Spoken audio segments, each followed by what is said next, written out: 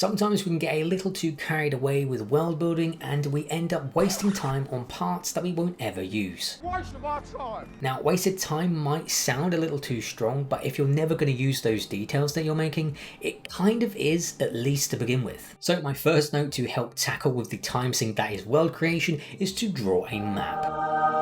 I find this particularly relevant if you're working in the fantasy or post-apocalyptic genre, because naturally most of these stories contain a certain amount of traveling, and you can't really get your characters to travel if you don't have a map, because you won't actually know where your settlements are. Now, choosing their locations will help to ground them, and you'll be able to work out the distance between them and the geography between them, and make it very clear where your story that you want to write in your first, second or third book is actually going to take place, so you can then put your focus onto those settlements and things in between. Now, my first map looked absolutely awful, but it served its purpose. I was able to see the distance between locations, and that helped me when moving characters around and how long that would take them on whatever mode of transport they were using. Oh, what a day! What a lovely day! And that was far more useful than just a list, which I wouldn't have really been able to gauge that from. So you've drawn a map, and the second thing to think about is how far do you actually go? Now, I have briefly just touched upon this, but start with the settlements and places and locations that are important to your main story. Consider the loose aesthetic of the place, the people that live there, what they do, how they behave, but remember to draw the line on things that aren't relevant for now. So if the economy in your book isn't really relevant, you can work out the details, but if you're never going to mention it in your story, don't worry about it for now. Get to it later. The same with buildings, just get the general aesthetic and vibe of the place. You don't have to describe every building and what stone or concrete that they're made out of. You can get to that later down the line. Now, it's important to remember that you're not going to complete your world before you write your book. It's the nature of world building. There's always something that you're going to want to add a little bit of detail in, perhaps create a new settlement over here or a new planet over there, and it's just endless. So focus on what's relevant for your book,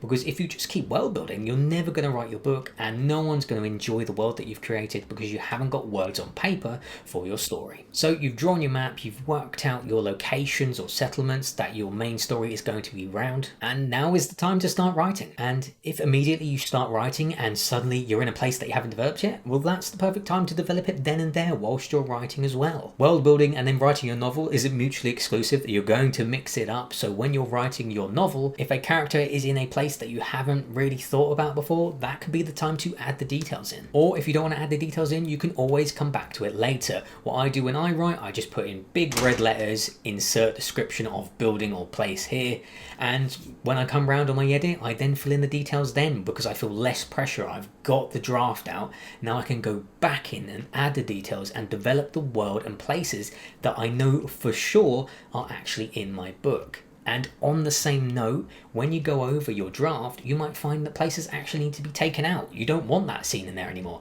And if you've gone and spent a lot of detail on developing a location and place only to have it cut out, again, that is another element of not necessarily wasting your time, but you could have saved it by just skipping ahead and coming back to it later once you know that actual scene is going to be in your book.